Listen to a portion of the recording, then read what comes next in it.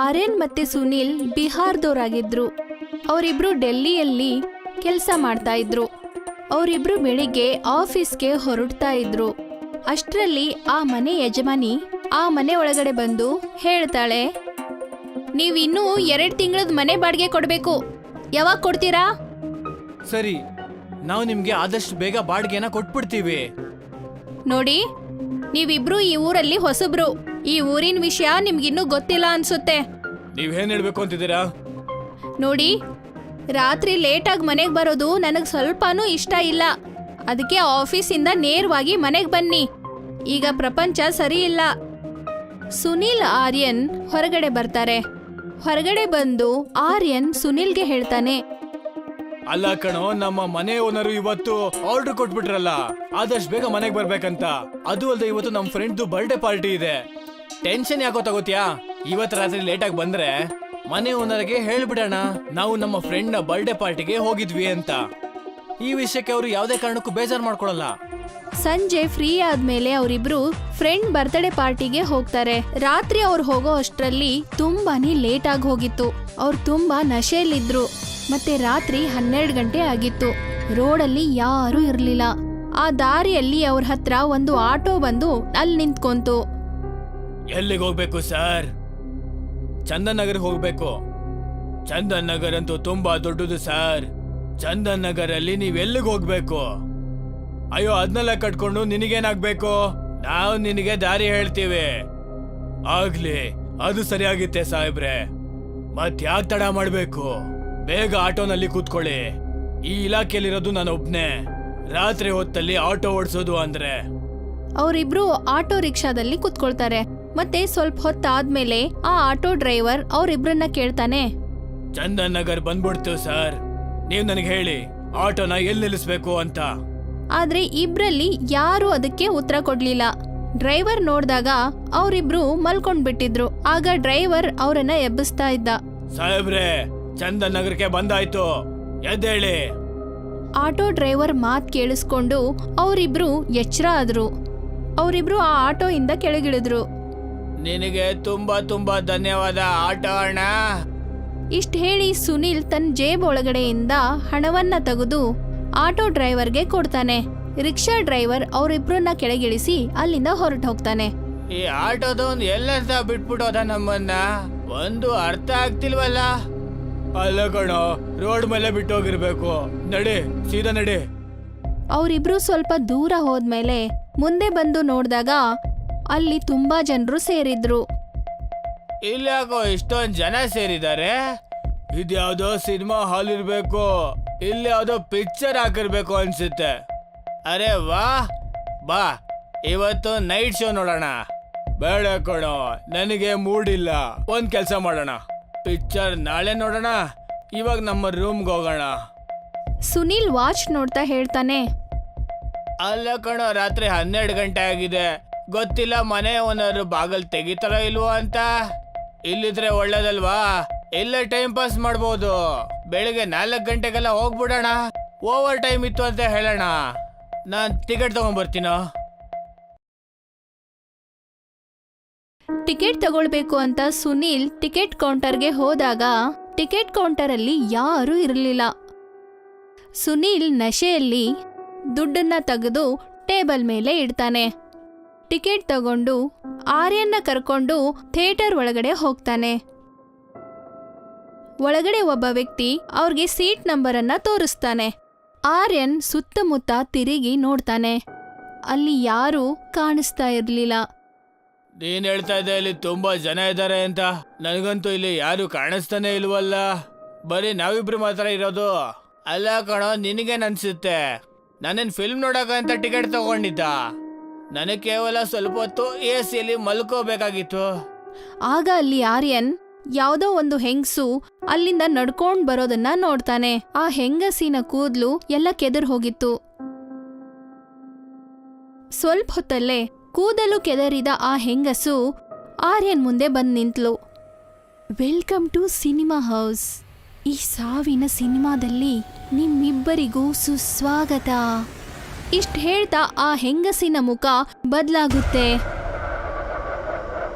ಮತ್ತೆ ಆ ಹೆಂಗ್ಸು ಗಾಳಿಯಲ್ಲಿ ತೇಲ್ತಾ ಇದ್ಲು. ಆರ್ಯನ್ಗೆ ತುಂಬಾನೇ ಹೆದರಿಕೆ ಆಯ್ತು. ಮತ್ತೆ ಸುನೀಲ್ಗೆ ಹೇಳ್ತಾನೆ, ಸುನೀಲ್ ಅಲ್ಲಿ ನೋಡು, ಯಾರಂತ ಅದು? ಯಾರು ಅದು? ಅಚಾನಕ್ ಆಗಿ ಆ ಹೆಂಗ್ಸು ಅಲ್ಲಿಂದ ಮಾಯವಾಗ್ತಾಳೆ.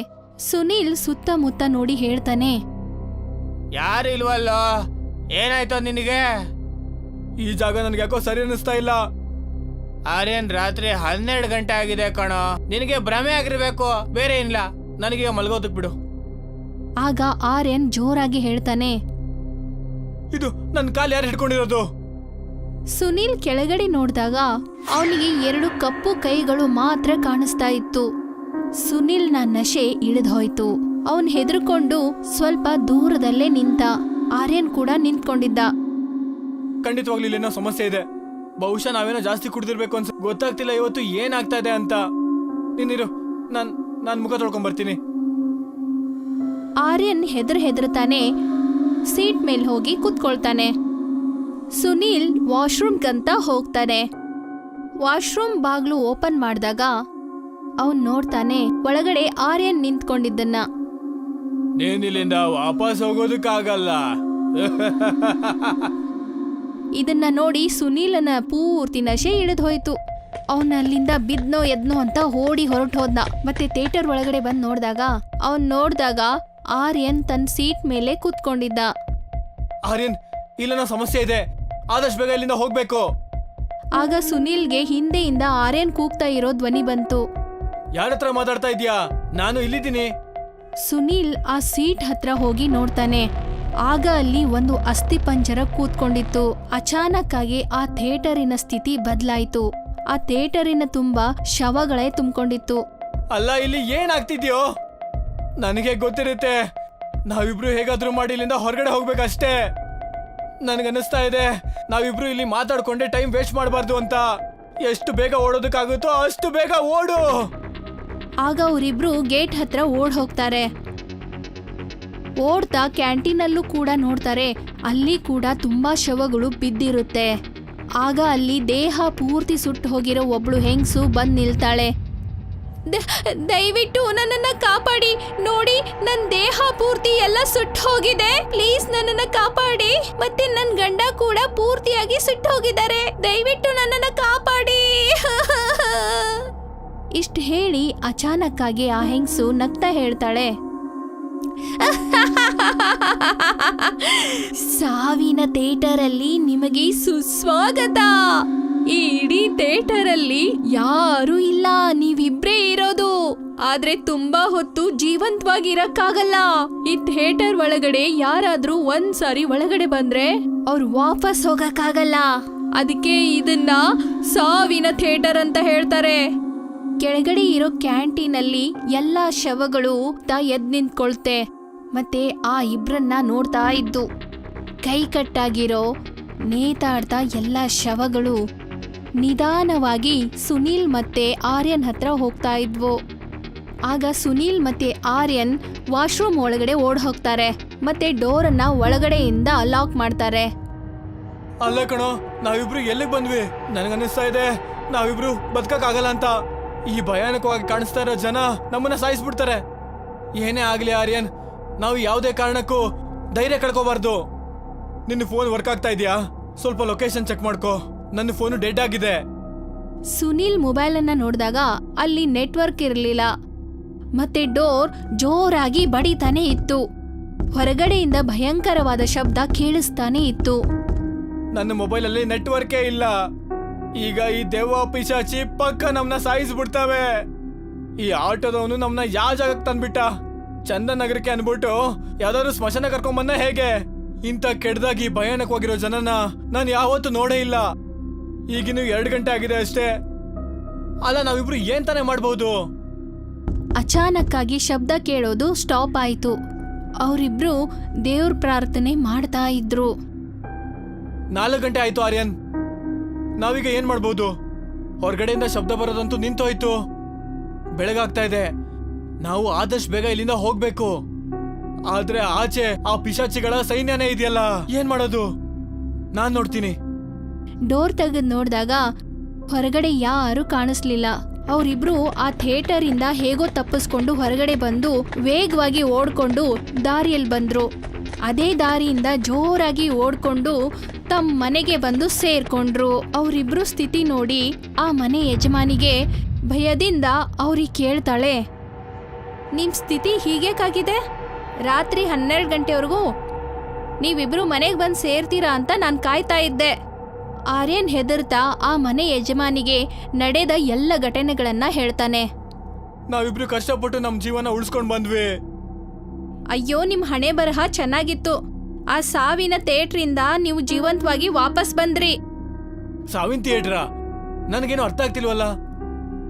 15 ವರ್ಷಗಳ ಹಿಂದೆ ರೋಹಿಣಿ ಎಂಬ ಊರಲ್ಲಿ ನೈಟ್ ಶೋ ಅಲ್ಲಿ ಬೆಂಕಿ ಹತ್ಬಿಟ್ಟಿತ್ತು. ಯಾರ ಹತ್ರ ಆ ಥಿಯೇಟರಿನ ಕೀ ಇತ್ತೋ ಆ ವ್ಯಕ್ತಿ ಮೊದ್ಲೇ ಸುಟ್ಟು ಹೋಗಿ ಸತ್ ಹೋಗಿದ್ದ. 200ಕ್ಕಿಂತ ಹೆಚ್ಚಿಗೆ ಜನ ಅಲ್ಲಿ ಸತ್ ಹೋದ್ರು. ಅಲ್ಲಿ ಬೆಂಕಿ ಎಷ್ಟ್ ಹತ್ಕೊಂಡಿತ್ತಂದ್ರೆ ಅಲ್ಲಿರೋರು ಯಾರೂ ಉಳಿಲಿಲ್ಲ. ಅಲ್ಲಿ ಜನರು ತುಂಬಾ ನರಳಿ ಸತ್ರು. ಅವತ್ತಿಂದ ಆ ಥಿಯೇಟರ್ ಅಲ್ಲಿ ಜನರು ನರಳಿ ಕಿರ್ಚೋದನ್ನ ಕೇಳ್ಬರುತ್ತೆ. ಆ ಥಿಯೇಟರ್ ಅನ್ನ ದೆವ್ವಗಳ ಥಿಯೇಟರ್ ಅಂತ ಹೇಳ್ತಾರೆ. ಸುನೀಲ್ಗೆ ಆ ಘಟನೆ ಯಾಕಾಯ್ತು ಅಂತ ಅರ್ಥ ಆಯ್ತು. ಆ ನಡೆದ ಎಲ್ಲ ಘಟನೆಗಳನ್ನ ಮತ್ತೊಮ್ಮೆ ನೆನ್ಪಿಸ್ಕೊಳ್ತಾನೆ. ಮತ್ತೆ ಆ ಆಟೋ ಡ್ರೈವರ್ ಅವರಿಬ್ರು ನಶೆಯಲ್ಲಿದ್ದಾರೆ ಅಂತ ಅವರನ್ನ ಚಂದನ್ ನಗರದಲ್ಲಿ ಬಿಡದೆ ರೋಹಿಣಿ ಜಾಗದಲ್ಲಿ ಬಿಟ್ಟು ಹೋಗ್ತಾನೆ.